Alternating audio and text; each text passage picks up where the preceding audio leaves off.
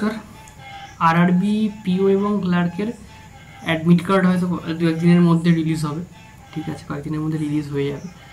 RRB হিসাব করে দেখলে দেখা যাবে আরআরবি পিও ক্লার্কের জন্য খুব বড় জোর এদিকে 18-19 দিন, আর ওদিকে দু একদিন মানে 20 দিন মতো মোটামুটি অন অ্যান অ্যাভারেজ বাকি রয়েছে। ঠিক আছে, এবার এই মুহূর্তে দাঁড়িয়ে একটা প্রশ্ন মাথার মধ্যে ঘুরঘুর করছে যে কীভাবে স্পিড ইমপ্রুভ করবো। স্পিড কিছুতেই কাজ হচ্ছে না, স্পিড কিছুতেই ইমপ্রুভড হচ্ছে না, যতই প্র্যাকটিস করি কিন্তু কোনো কাজ হচ্ছে না। তো সেক্ষেত্রে আমি কয়েকটা টিপসের কথা বলবো যেগুলোর মাধ্যমে তুমি তোমার স্পিডটাকে ইমপ্রুভ করতে পারবে। আজকে ম্যাথের কথা বলছি, কালকে রিজনিংয়ের কথা বলবো। তো এই ভিডিওটা পুরোটা শেষ পর্যন্ত দেখো, খুব ইম্পর্টেন্ট ভিডিও একটা। তো ম্যাথের ক্ষেত্রে যদি বলি আমি যে কীভাবে স্পিড ইমপ্রুভ করবে, দেখো ম্যাথের সেকশনটা, ম্যাথের কোশ্চেন পেপারটা যদি খুব ভালোভাবে অ্যানালাইসিস করা যায় তাহলে দেখতে হবে কয়েকটা জিনিস, যে তোমার অ্যারিথমেটিক থাকছে, পাশাপাশি থাকছে সিম্পলিফিকেশন, পাশাপাশি থাকছে ডিআই ডেটা ইন্টারপ্রিটেশন আর কি, পাশাপাশি থাকছে কি সিরিজ। ঠিক আছে, যদি কোনো কিছু ক্ষেত্রে তোমার কোয়াড্রেটিক ইকুয়েশন আসে, পিওর ক্ষেত্রে আসে মেনলি, তো কোয়াড্রেটিক ইকুয়েশন। ঠিক আছে, তাহলে তুমি দেখো তোমার মেন পোর্শন হচ্ছে তোমার ক্যালকুলেশনের উপর বেস করে কী রয়েছে। স্পিড যে তোমার ইমপ্রুভ হবে সেক্ষেত্রে তোমার এই ম্যাথের কোশ্চেনের ক্ষেত্রে স্পিড ইমপ্রুভ করার ক্ষেত্রে ক্যালকুলেশনের স্পিডটাকে তোমায় কিন্তু বাড়াতে হবে। এবার আমায় দেখতে হচ্ছে ক্যালকুলেশনের উপর ডিপেন্ড করে কী রয়েছে। ক্যালকুলেশনের উপর ডিপেন্ড করে রয়েছে সিম্পলিফিকেশন, 2 নাম্বার হচ্ছে ডিআই ডেটা ইন্টারপ্রিটেশন। তাহলে তুমি যদি সিম্পলিফিকেশন এবং ডিআইকে বেস করে আর সাথে তোমার থাকছে নাম্বার সিরিজ।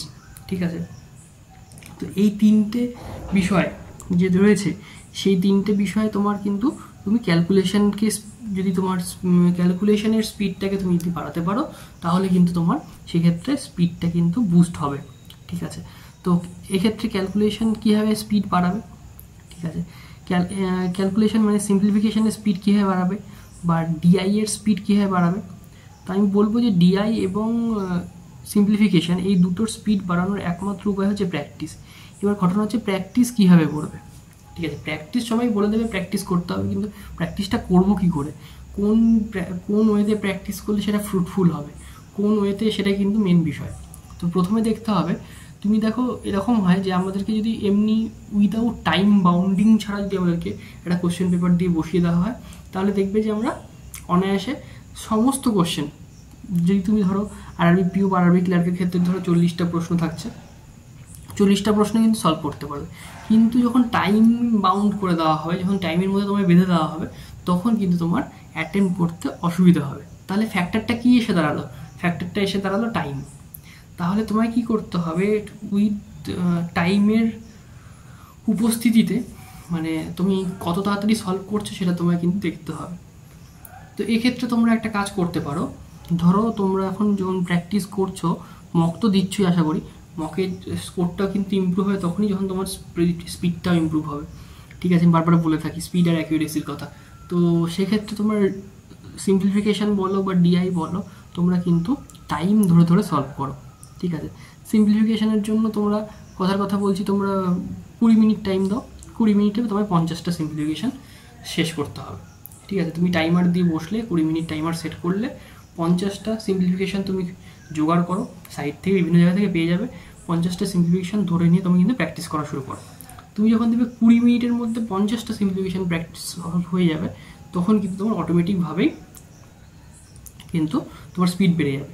ধরো 20 মিনিটে 50টা, তার মানে তোমার যদি হিসাব করে দেখা যায় মানে 24 সেকেন্ড 25 সেকেন্ড করে একটা কিন্তু মানে ওই কাছাকাছি এরকম, মানে 30 সেকেন্ডটারও কম করে কিন্তু তুমি সলভ করতে পারছো। ঠিক আছে, 1 নাম্বার। 2 নাম্বার কি, ডিআইয়ের ক্ষেত্রেও তাই। ডিআই তুমি 6টা বা 7টা ডিআই বা 10টা ডিআই তুমি জোগাড় করো। 10টা ডিআইয়ের জন্য তুমি টোটাল টাইম দাও 30 মিনিট।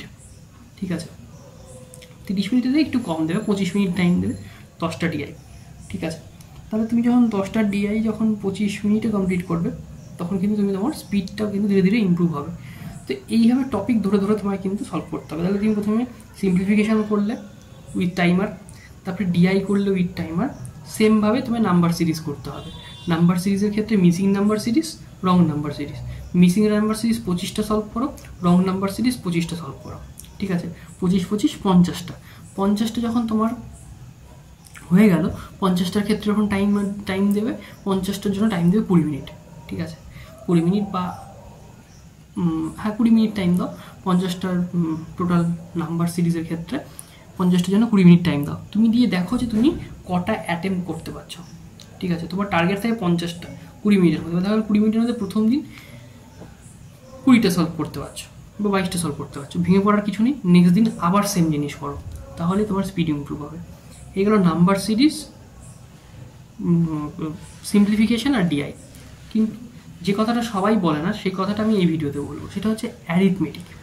অ্যারিথমেটিক আমি কীভাবে সলভ করবো? দেখো এখন যে সময়ে এসে আমরা দাঁড়িয়েছি, সেক্ষেত্রে তোমার এখন টপিক ওয়াইজ কিন্তু সলভ করার সময় নেই, এক নম্বর কথা।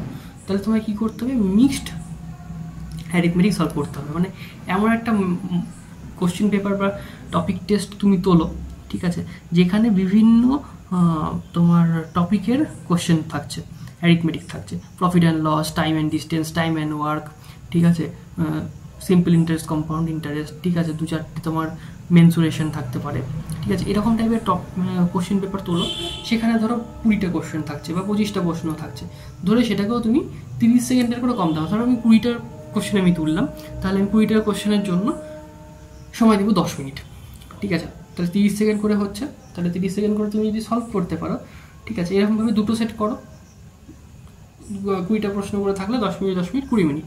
তাহলে তোমার কিন্তু এখানে সমস্ত টপিকের অ্যারিথমেটিকটাও সলভ হচ্ছে উইথ টাইমার। টাইমারটা কিন্তু মেন, টাইমার কিন্তু রাখতেই হবে। টাইমার না রাখলে কিন্তু সব কিছুভাবে কোনো কিছু হবে না। তাহলে টাইমারটা রাখো, দিয়ে এভাবে সলভ করো, দেখবে তোমার অটোমেটিকভাবে কোয়ান্টের স্পিড বাড়বে। আর একটা জিনিস তোমাদের এটা মাথায় রাখতে হবে যে আমি এগুলো করব, তার আগে একটা প্রাথমিক একটা কাজ থাকবে, সেটা হচ্ছে স্কোয়ার কিউবের মুখস্থ করা এবং মাল্টিপ্লিকেশন টেবিল মুখস্থ করা। আমি বারবার বলেছি কীভাবে কী করতে হবে। একটা খাতা নাও, সাদা পেজ নাও, নিয়ে 1 থেকে 50 পর্যন্ত যে সংখ্যাগুলো আছে, বা 60 অবধিও করতে পারো, 60 অবধি 1 থেকে 60 পর্যন্ত যে নাম্বারগুলো আছে তাদের স্কোয়ার মুখস্থ করো, ঠিক আছে? স্কোয়ারগুলো একদম মুখস্থ, মানে চোখ বন্ধ করলে যাতে বলে দিতে পারো তোমরা, ঠিক আছে? কীরকম মুখস্থ হবে? যে 34-এর স্কোয়ার কত? 1156 এরকম, ঠিক আছে? বা বলা হলো যে 17-এর স্কোয়ার কত? 289, ঠিক আছে? এইরকম মুখস্থ রাখতে হবে, ঠিক আছে? এটা গেল প্রাথমিক। স্কোয়ার কিউবেরও তাই 1 থেকে 30 পর্যন্ত তুমি পুরো কিউবটাকে মুখস্থ রাখো, ঠিক আছে? কীরকম মুখস্থ রাখবে সেটা স্কোয়ার যেভাবে বললাম সেরকমই তোমায় মুখস্থ করতে হবে। আর মাল্টিপ্লিকেশন টেবিল 25 × 25, ঠিক আছে? এই টোটাল মাল্টিপ্লিকেশন টেবিলটা তোমায় কিন্তু মুখস্থ রাখতে হবে, তাহলে তোমার স্পিডটা তোমার কিন্তু বাড়বে, ঠিক আছে? তাহলে স্কোয়ার, কিউব আর মাল্টিপ্লিকেশন টেবিল। পাশাপাশি আরেকটা জিনিস তোমরা করতে পারো, সেটা হচ্ছে যে আমাদের পার্সেন্টেজ থেকে ফ্র্যাকশানে যে কনভার্সনগুলো থাকে, যেমন ধরো 33.33%, মানে 1/3, ঠিক আছে? অনেক সময় দেখবে এমন সিম্পলিফিকেশন দিয়ে দেওয়া হলো 33.33% অফ 27, ঠিক আছে? তাহলে এটা কিন্তু ক্যালকুলেট করা 33.33% বের করাটা কিন্তু চাপের, কিন্তু সেখানে যদি 1/3 অফ 27 বের করা হয়, তার মানে কত হয়? 1/3 অফ 27 মানে 9, ঠিক আছে? বা ধরো 11.11% অফ 99, ঠিক আছে? আমার 11.11% মানে কত, এটা ভাবা কিন্তু কঠিন ব্যাপার। তার মানে এটা কি 1/9 হয়, ঠিক আছে? 11.11% বা 9.99%, 9.99% মানে কত?